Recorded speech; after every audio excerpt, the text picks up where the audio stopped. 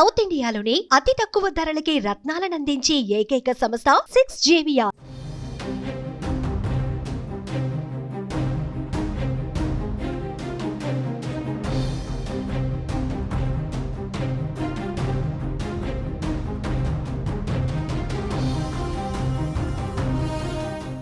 Gandikota case ఇంకా కూడా solve కాలేదు.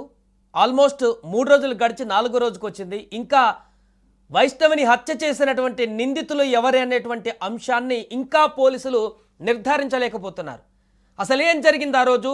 వైష్ణవిని అంత దారుణంగా హత్య చేసింది ఎవరు? ఆమెకు తెలిసిన వారు, తను అనుకున్నటువంటి వ్యక్తులే హత్య చేశారా, లేకుంటే గుర్తు తెలియని వ్యక్తులు చేసిన, వేరే అగంతకులు చేసినటువంటి హత్యగా అని నిన్నటి వరకు మాట్లాడుకున్నాం. కానీ ఇక్కడ క్లియర్గా కొన్ని ఇండికేషన్స్ కనిపిస్తున్నాయి, కానీ అక్కడ కొన్ని ఆధారాలు కూడా లభిస్తున్నాయి. నిన్న పోలీసులు ఒక చిన్న ఆధారం దొరికింది, దాని కారణంగా నిర్ధారించుకునేందుకు కూడా ప్రయత్నాలు చేశారు. ఒక కొలిక్ కూడా వచ్చింది, పూర్తిగా ఇంకొంత సమయంలోనే మొత్తం పూర్తిగా సాల్వ్ చేస్తామని చెప్పారు. బట్ ఇది ఇంకా అక్కడ కొలిక్కి రాలేదు. మరలా ఈరోజు యొక్క వైష్ణవి తల్లిదండ్రులు వారి బ్రదర్స్ అందరినీ కూడా మరలా పోలీస్ స్టేషన్కి పిలిపించి మరొకసారి విచారణ చేసే సందర్భం. సీన్ రీకన్స్ట్రక్షన్ కూడా చేశారు. ఆ లొకేషన్ కూడా ఎవరైతే లవర్ ఉన్నారో వైష్ణవి, ఆయనను కూడా పిలిపించి మరొకసారి మాట్లాడేటువంటి ప్రయత్నం చేశారు పోలీసులు. అసలు ఎందుకు ఇంత తాత్సారం జరుగుతుంది, ఈ కేసులో ఏం జరిగింది? పోస్ట్ మార్టం రిపోర్ట్ చూస్తే అసలు విస్తుపోయేటువంటి అంశాలు దాంట్లో బయటకు రావడం జరిగింది. ఆమె పైన జరిగినటువంటి దాడి, ఆమెను చేసినటువంటి హత్య తీవ్రత ఎంత దారుణంగా ఉందనేది, కడుపులో లివర్ పలిగిపోయేలాగా అక్కడ ఉన్నటువంటి హత్య చేయడానికి వచ్చినటువంటి వ్యక్తులు ఆమెను హింస పెట్టారంటే, ఎంత తీవ్రంగా తనను కొట్టేసి అక్కడ పిడిగుద్దులతో కడుపులో గుద్దేసి ఆమెను హింసాత్మకంగా హత్య చేశారనేది ఆ పోస్ట్ మార్టం రిపోర్ట్ ద్వారా మనకు తెలుస్తుంది. ఎంత దారుణమైనటువంటి హత్య అంటే ఇది. ఆ పాపం వైష్ణవి ఎంత తల్లడిల్లిందో ఆ సమయంలో, ఆ హత్య జరిగేటువంటి సమయంలో ఎంత పెనుగులాడిందో, ఎంత అక్కడ అరుపులు అరిసాదో, ఎంత గగ్గోలు పెడితే వినకుండా ఆమెను హత్య చేశారో ఆ దుండగులు అనేది ఆ పోస్ట్ మార్టం రిపోర్ట్ చూస్తే గుండెలు పగిలేలా కనిపిస్తుంది ప్రతి ఒక్కరికి కూడా. ఇదే సందర్భంలో అసలు ఈ హత్య చేసింది ఎవరు? లవర్ లోకేష్ కాదని చెప్తున్నారు పోలీసులు. అండ్ అటు బ్రదర్ సురేంద్ర కూడా అక్కడికి వెళ్ళి 11 గంటలకు వెళ్ళి చెల్లి కోసం కనిపించట్లేదు కాబట్టి వెతకడానికి వెళ్ళడానికి మాత్రమే వచ్చారు, తను కూడా ప్రమేయం లేదని చెప్పేసి అంటున్నారు. మరి ఇంకా ఎవరు చేశారు? 11 గంటల వరకు వైష్ణవి గండికోటలో క్లియర్గా అక్కడ బతికే ఉన్నప్పుడు 12 గంటలకు శవమై ఏ విధంగా అక్కడ కనపడింది?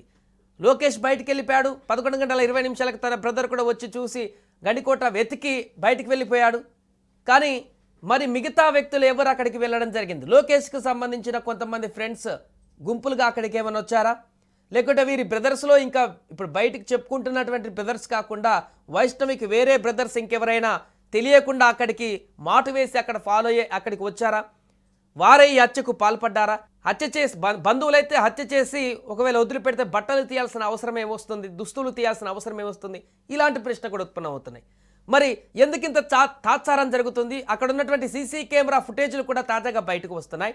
కొన్ని గండికోట బయట ప్రాంతంలో రోడ్డులో ఎక్కడైతే చెక్ పోస్ట్ కాకుండా ఇంకా దూర ప్రాంతాలలో ఉన్నటువంటి అన్ని సీసీ కెమెరాలను కూడా పరిశీలిస్తున్నారు. అక్కడికి ఆ సమయంలో ఎవరెవరు అక్కడికి వచ్చారో కూడా చూస్తున్నారు. ఇంత టెక్నాలజీ ఉండి, ఇంత అన్ని రకాల సోర్సెస్ ఉండి కూడా 4 రోజులు అవుతున్నా కూడా ఈ హత్య ఎవరు చేశారా అనేటువంటి విషయాన్ని పూర్తిగా బయటికి వెల్లడించకపోవడం పట్ల ఇప్పుడు చాలామంది ఆశ్చర్యాన్ని వ్యక్తం చేస్తున్నారు. ముఖ్యంగా అటు వైష్ణవి బంధువులపైన కూడా అనుమానాన్ని వ్యక్తం చేస్తున్నారు. వారి తల్లిదండ్రులపైన కూడా మరొకసారి విచారణకు పిలిపించారంటే ఇంకా దీంట్లో కేసు తీవ్రత మరింత డెప్త్గా ఉన్నట్టుగా కనపడుతుంది. దీనికి సంబంధించి తాజా అప్డేట్స్ మనం తెలుసుకుందాం. మా ప్రతినిధి ప్రేమ్ లైవ్లో సిద్ధంగా ఉన్నారు. ప్రేమ్, 4వ రోజుకు చేరుకుంది వైష్ణవి హత్య కేసు ఉదాంతం. ఇంతవరకు నిందితులు ఎవరనేది పోలీసులు వెల్లడించలేదు. కానీ పోస్ట్ మార్టం రిపోర్ట్ చూస్తే మాత్రం ప్రతి ఒక్కరికి కన్నీళ్ళు వచ్చేటువంటి పరిస్థితి ఆ పోస్ట్ మార్టం రిపోర్ట్ చూస్తే కనపడుతుంది. అంత దారుణమైనటువంటి హింస చేసి ఒక అమ్మాయిని, ఒక మైనర్ బాలికను, ఇంటర్ చదివేటువంటి పాపను చంపేస్తే ఇంతవరకు ఇంకా నిందితులను బయట పెట్టకపోవడం ఏంటనేటువంటి ప్రశ్నలు కూడా ఇప్పుడు ఉత్పన్నమవుతున్న సందర్భంలో కేసు అప్డేట్స్ ఎలా ఉన్నాయి? ఇప్పుడు ఎంతవరకు వచ్చింది కేసు? రైట్ సాయి, ప్రస్తుతం మనం కడపలోని జమ్మలమడుగు ప్రాంతంలో ఉన్న గండికోటకు సంబంధించిన రహస్యం, ఇది గండికోట రహస్యం అనాలనా లేదంటే వైష్ణవి హత్యకు సంబంధించిన కీలకమైన అంశాలు ఇంకా బయటికి రాకపోవడం అనేక అనుమానాలకు తావిస్తుంది. ఇప్పటికే 14వ తేదీ నుంచి దాదాపు ఈరోజు 18వ తేదీ, ఈ 4 రోజుల పాటు మన దగ్గర ఉన్న పోలీసులు, ఇటు తెలంగాణ కావచ్చు, అటు ఆంధ్ర కావచ్చు, మన దగ్గర ఉన్న టెక్నాలజీ దేశంలో ఏ మూలన కూడా లేదని అనేక సార్లు చెప్పుకుంటున్న పరిస్థితి. అయితే వైష్ణవి ఇంటర్మీడియట్ విద్యార్థి ఉదయం 14వ తేదీన ఉదయం 8:30 గంటలకు కాలేజ్ పేరుతోటి బయటికి వెళ్లిన వైష్ణవి ఆ రోజు సాయంత్రానికి విగత జీవిగా ఆ కొండల్లో బట్టలు లేకుండా వివస్త్రగా అక్కడ కనిపించడం ఒక రకంగా సంచలనం రేకెత్తింది. అయితే ఒంటిపైన విపరీతమైన గాయాలున్నాయి. కడుపులో గుద్దడంతోనో తన్నడంతోనో లోపల లివర్ డ్యామేజ్ అయి రక్తం మొత్తం కూడా బ్లాస్ట్ అయిపోయిన పరిస్థితి ఉంది. మరోవైపు ముక్కు మొత్తం పగిలిపోయింది, అంటే ముక్కు మీద గుద్దినట్టుగా ఆనవాళ్లు కనిపిస్తున్నాయి. మరోవైపు అరికాలలో మనం విజువల్స్ లో చూపించవచ్చు, మొత్తం కూడా వ్యూవర్స్ కి ఆ యొక్క అరికాలు మొత్తం కూడా పూర్తిగా డ్యామేజ్ అయిపోయి మొత్తం కమిలిపోయింది. అంటే పోలీసులు థర్డ్ డిగ్రీ చేస్తే ఏ విధంగా అయితే కమిలిపోతాయో అంతకంటే ఘోరంగా కమిలిపోయినాయి. అంత ఘోరమైన హింస పెట్టి చంపాల్సిన అవసరం ఏముంది? నిజానికి కాలేజీకి వెళ్ళలేదు, బాయ్ ఫ్రెండ్ లోకేష్ తోటి గండికోటకు వెళ్ళింది అమ్మాయి.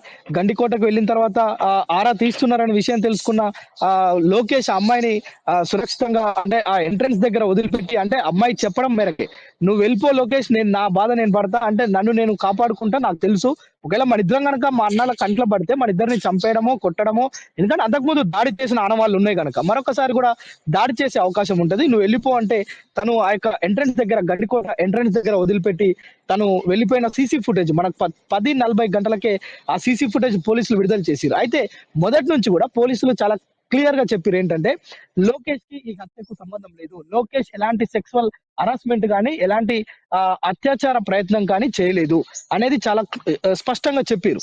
తర్వాత ఆ రోజు సాయంత్రం మనకు ఈ యొక్క డెడ్ బాడీకి సంబంధించిన పోస్ట్ మార్టం రిపోర్ట్స్ వచ్చాయి. ఆ రిపోర్ట్స్ లో విస్తుపోయే నిజాలు బయటకు వచ్చినాయి. అమ్మాయిని ఎంత క్షోభ పెట్టారు, ఎంత నరకం అనుభవించింది, ఎన్ని గాయాలు ఉన్నాయి. ఒకవేళ 16 అంటే ఇంటర్మీడియట్ 12వ తరగతి చదువుతున్న విద్యార్థిని ఒకవేళ అలాంటి అమ్మాయి కనుక మన ఇంట్లో ఉండి ఉంటే ఆ దెబ్బలు చూస్తే గుండెలు పలిగిపోతాయి అంతే. తల్లిదండ్రులు కావచ్చు, కుటుంబ సభ్యులు కావచ్చు, ఎవరైనా కానీ చూసిన ప్రతి ఒక్కరు కూడా కన్నీటి పర్యంతం అవుతున్న పరిస్థితి. సో మరి ఇప్పుడు ఏం జరిగింది, ఎవరు కొట్టారు, ఎవరు తిట్టారు, ఎవరు చంపారు, ఎవరు హత్య చేసి ఆ గుండ్రాళ్ల పైనుంచి ఆ యొక్క రంగనాథ స్వామి టెంపుల్ వెనక వైపు పడేశారు అనేది ఒక $1 బిలియన్ ప్రశ్నగా మిగిలిపోయింది సాయి. ఎందుకంటే మనం చూస్తున్నాం 4 రోజుల నుంచి పోలీసులు ఇప్పటికే కీలకమైన ఆధారాలు, కీలకమైన డేటా మా దగ్గర ఉంది. ఇప్పటికే ఈ యొక్క హత్యకు సంబంధించిన అనేక విషయాలు, అదే విధంగా నిందితులకు సంబంధించిన అంశాలు కూడా మా దగ్గర ఉన్నాయని ఇప్పటికీ పదే పదే చెప్పినప్పటికీ కూడా ఇప్పటి వరకు కూడా పోలీసులు అసలైన నిందితులు ఎవరు అనేది కనిపెట్టలేకపోవడం. ఎందుకంటే ఇంత టెక్నాలజీ ఉంది, ఒకవేళ ఫోన్ కాల్స్ చేశారా, సీసీ ఫుటేజ్లు ఉన్నాయి, గండికోట కానుంచి మొదలు పెడితే జమ్మలమడుగు వరకు, అదే విధంగా అమ్మాయి కాలేజ్ వరకు ఇలా సీసీ ఫుటేజ్లు లభ్యమైనాయి. వీటన్నిటిని కూడా సేకరించే పని చేశారు, మొత్తం కూడా అవన్నీ కూడా చేజిక్కించుకున్నారు. తర్వాత టెక్నికల్ ఎవిడెన్స్ చూశారు. అమ్మాయి చెవిపోగు మిస్ అయిపోయింది, చెవి అంటే బంగారు నగల కోసం ఎవరైనా ఈ యొక్క దురాఘాతానికి పాల్పడ్డారా, ఎవరైనా అల్లరి మూకలు చిల్లర మూకలు ఉంటాయి, అంటే గంజాయి బ్యాచ్లు ఉంటాయి ఇలాంటి టూరిస్ట్ స్పాట్లలో, ఇలాంటి కొండ రోయలు అలాంటి ప్రాంతాల్లో గంజాయి సేవించే వారు ఇటు సైడ్ వచ్చి ఎవరు ఉండరు కదా అని రాళ్లసాటు కూర్చొని ఈ యొక్క గంజాయి సేవిస్తూ కనిపిస్తూ ఉంటారు.